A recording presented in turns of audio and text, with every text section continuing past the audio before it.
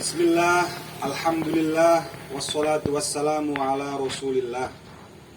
Allahumma salli ala sayyidina Muhammadin al-fatihi lima ukhliqa wal khatimi lima sabaqa nasirul haqqi bil haqqi wal hadi ila siratikal mustaqim wa ala alihi haqqa qadrihi wa miqdarihil azim.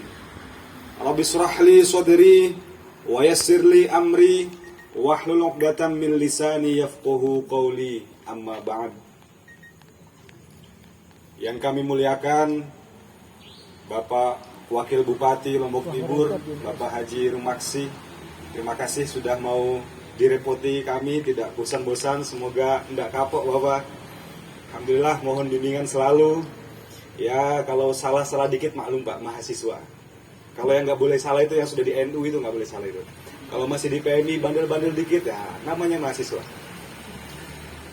Segenap jajaran kedinasan yang menyertai beliau, ada Ketua KPU, Ketua Bawaslu, dan juga para senior, Ketua IKPMI, Ketua Mabincap, Bang Suci dari luar biasa. Jatuhnya saya simak betul. Kebetulan Bang Ijong itu juga dulu satu kantor dengan saya. Dan beliau juga mentor saya di Jakarta. Ketua PKC pertama, ibarat kata founding fathers, Soekarno-nya PMI NTB, Bang Taufik Hidayat. Kalau Bang Taufik, ya tepuk tangan untuk beliau. Kalau Taufik Hidayat pemain bulu tangkis itu jago backhand Bang. Kalau Abang jago apa ini? Backhand juga. Jago teknik aja. Dan juga sahabat saya dari kemarin luar biasa. Dari mulai menjemput saya di bandara sampai ngetokin saya, cepat cuci mukanya Tum, cepet Tum, udah ditunggu. Sahabat Aziz Muslim yang kemarin sukses menyelenggarakan Bagong Cup, luar biasa. Pak Wabub saja kayaknya belum pernah bikin cup ini, beliau sudah bikin Bagong Cup ini.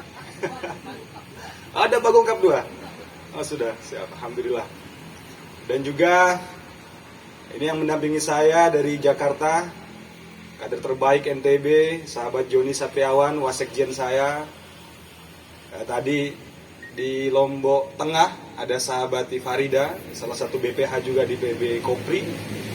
Juga ada sahabat Rahman, tim kaderisasi di PB PMI.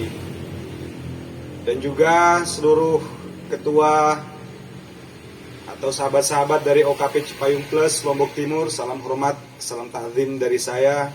Saya minimal seminggu 2 kali tuh ngopi sama ketum-ketum yang lain gitu. Dan juga seluruh kader, seluruh pengurus komisariat, pengurus rayon yang tentu malam hari ini dengan terpaksa harus dibatasi tadi kata Pak Wabub karena memenuhi standar protokol kesehatan. Alhamdulillah, semoga tanpa mengurangi substansi dan esensi pelantikan pada malam hari ini, kita bisa mengambil banyak nilai, banyak pelajaran dari kegiatan pada malam hari ini. Dan juga tentu seluruh senior dan alumni yang mohon izin tidak bisa saya sebutkan satu persatu, tapi tanpa mengurangi rasa hormat dan rasa ta'zim saya.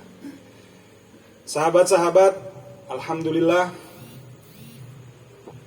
setelah kami dilantik 2 bulan yang lalu, kita langsung dihadapkan dengan PPKM. Kita bingung itu mau ngapain. Kemudian kita musyawarah, waktu itu juga kita dibimbing oleh Pak Panglima TNI, juga Pak Kapolri. Kita berdiskusi dengan ketum-ketum OKP Cipayung Plus yang lain di Jakarta. Dan akhirnya kita selain tentu mengkritik stakeholders terkait penyelenggaraan dan penanganan COVID-19 yang dalam beberapa hal memang masih perlu disempurnakan begitu. Tapi di satu sisi kita juga ingin menunjukkan bahwa aktivis pada hari ini selain tentu kritis dan juga memiliki tanggung jawab sosial yang tinggi, kita juga selalu bergerak dan membuat aksi-aksi nyata. Sehingga kita membentuk satuan tugas yang bertugas untuk melakukan vaksinasi dan distribusi bansos yang ujungnya untuk penanganan COVID-19 pada hari ini. Dan alhamdulillah pergerakan mahasiswa Islam Indonesia adalah organisasi kemahasiswaan yang paling aktif dalam kontribusi penanganan COVID-19. Nanti boleh itu ditanya sama Pak Kapolri sama Pak Panglima. Karena dari mulai tingkatan PKC, tingkatan cabang, bahkan komisariat, kita semua aktif.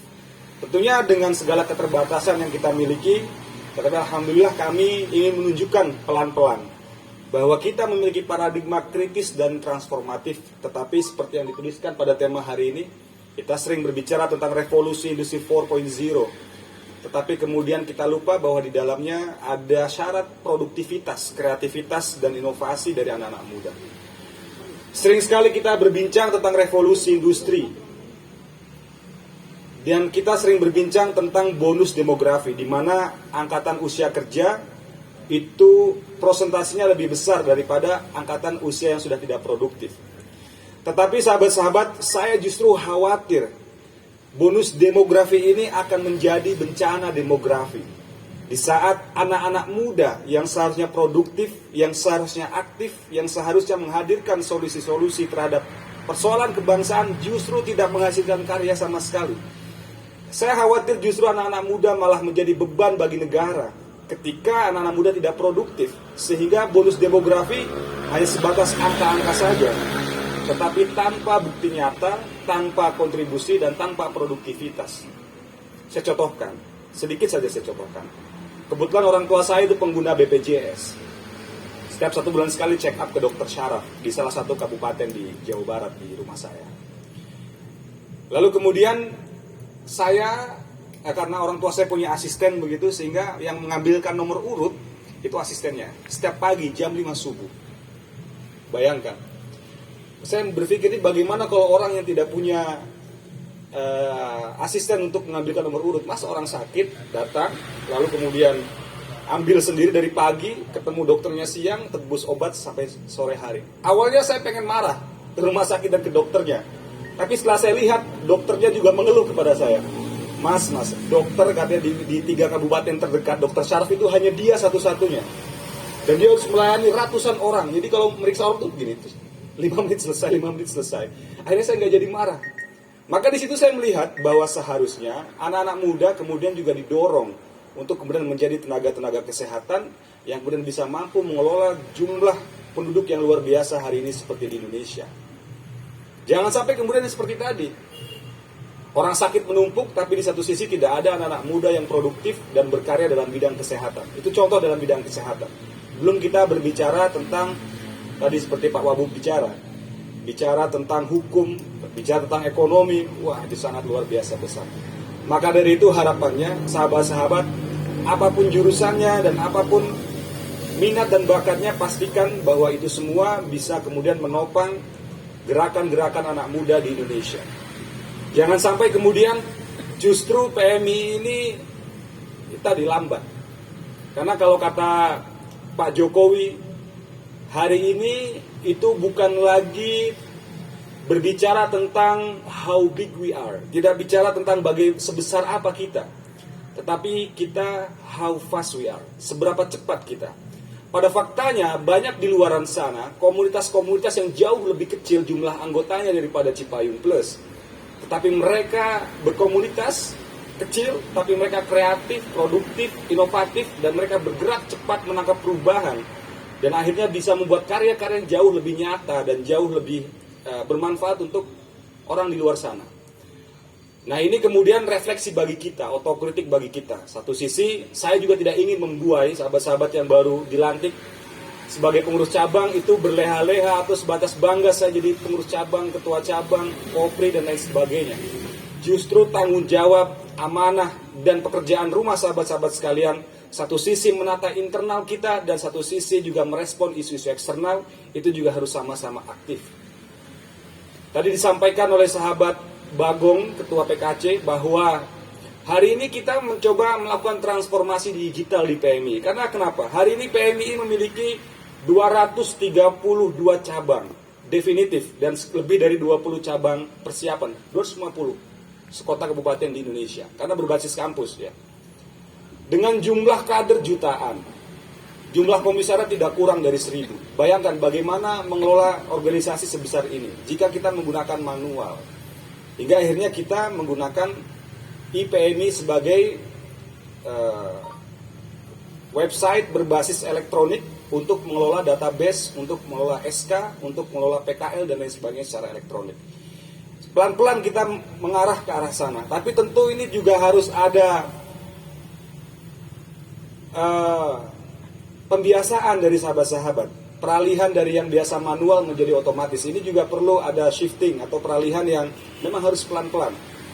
Padahal kalau kita lihat contoh tadi saya bisik-bisik sama Pak Wabuk, hari ini di Lombok Timur dari 1.300.000 penduduknya 1 juta sudah terkoneksi ke internet. Berarti sekitar 75%, 2/3-nya itu lebih sudah terkoneksi ke internet. Itu hal yang luar biasa. Nah, tinggal kemudian bagaimana fasilitas sudah ada, kita manfaatkan dengan baik dan dengan betul. Maka dari itu, selain kita melakukan gerakan-gerakan movement di jalanan, kita juga perlu melakukan yang disebut dengan digital movement. Bagaimana kita bisa memproduksi wacana dalam dunia media sosial, dalam dunia digital. Jangan sampai kita hanya dijadikan sebagai pemadam kebakaran. Kalau lagi ada rame terorisme, baru kita bicara. Kalau lagi ada bicara radikalisme, baru kita bicara. Seharusnya dengan jumlah kajian ya, dan juga dengan visi intelektual yang dimiliki oleh PMI, kita harusnya bisa menjadi key opinion leaders, bisa menjadi pemimpin opini kunci di media sosial. Bagaimana seharusnya isu-isu yang trending itu diproduksi wacananya oleh sahabat-sahabat di PMI. Jangan sampai yang terjadi seperti ini guyonan senior-senior dulu. Karena kita sudah diskusi begitu. Ada satu senior dia diskusi tentang ayo kita merubah dunia. Lalu kemudian sampai subuh diskusinya. Tidur pagi, bangunnya sore. Diskusi lagi, ayo kita merubah dunia. Tidur lagi, bangunnya pagi lagi, siang lagi, seperti itu. Lalu kapan merubah dunianya? Nah, ini yang kemudian harus kita imbangi. Satu sisi kita punya paradigma kritis, tapi di satu sisi kita juga punya semangat produktivitas dalam membangun dan mengawal perubahan-perubahan yang ada.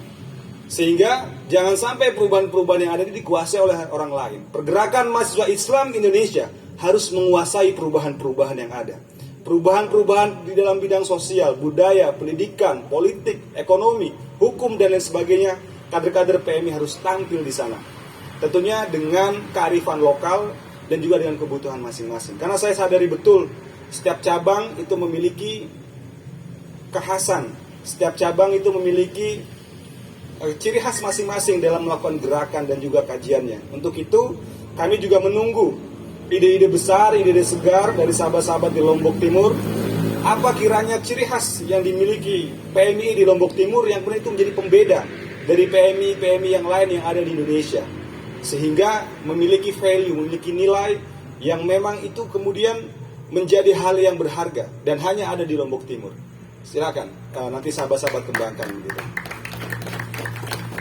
Dan sahabat-sahabat, saya juga tidak hanya melantik di sini. Insya Allah besok kita ke Sumbawa, lalu ke Bima dan ke Dompu. Dan insya Allah kalau diberikan kekuatan dan kesehatan, saya akan berkunjung ke seluruh cabang yang ada di Indonesia. Karena bagi saya memotret kaderisasi tidak cukup dari sudut pandang di Jawa saja atau di NTB saja. Tapi sahabat-sahabat yang di Maluku, Maluku Utara, di Papua, ya, di Bangka Belitung, di Kepulauan Riau, ya, di Kalimantan Utara, sana perbatasan dan lain sebagainya. Ini memang harus kita kawal betul. Jangan sampai kemudian lagi-lagi PMI hanya ditakuti karena anggotanya banyak, kemudian kalau berantem ini menang gitu, karena kita keroyokan gitu. Tapi sudah saatnya kita kemudian orang segan kepada kita, karena kita satu sisi kader yang kritis, memiliki jiwa organisatoris, satu sisi kita memiliki komitmen kebangsaan, komitmen keagamaan yang jelas, dan di satu sisi kita menguasai skill pada dunia profesi-profesi tertentu. Ini adalah modal besar yang harus diemban oleh aktivis pada hari ini, bukan hanya PMI, teman-teman di Cipayung Plus juga yang lain, karena era sudah berubah. Era 60-an, semisal ketika PMI baru berdiri, itu berbeda situasinya. Karena saat itu peralihan dari Orde Lama ke Orde Baru. Saat itu ketua umum pertama kita siapa? Mahbub Junaidi. Mahbub Junaidi beliau wartawan, sastrawan, budayawan, tokoh agama juga. Seorang penggerak juga. Karena memang saat itu yang keluar adalah politik identitas. NU saat itu membentuk Les Bumi, PKI membentuk Lekra, dan lain sebagainya. Itu eranya.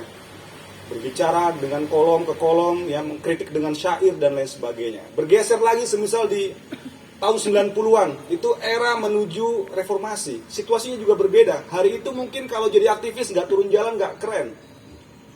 Semua harus turun jalan, karena memang jelas siapa yang dihadapi dan apa yang kita perjuangkan itu sudah jelas. Jadi era 90-an, sahabat Ali Mazkur Musa, sahabat Muhaimin Iskandar, sahabat Saiful Bahri Ansori, itu betul-betul mengawal reformasi hari itu. Lalu kemudian di era 2000-an semisal, di era sahabat Nusron Wahid, di era sahabat Malik Haromain, itu pertama kali Indonesia masuk kepada fase reformasi, fase perubahan, yang biasanya semua terpusat di Jakarta, ada istilah otonomi daerah dan lain sebagainya. Sehingga pada saat itu banyak senior-senior yang banyak berkecimpung ya di LSM, di kajian dan lain sebagainya. Karena itu yang dibutuhkan pada hari itu.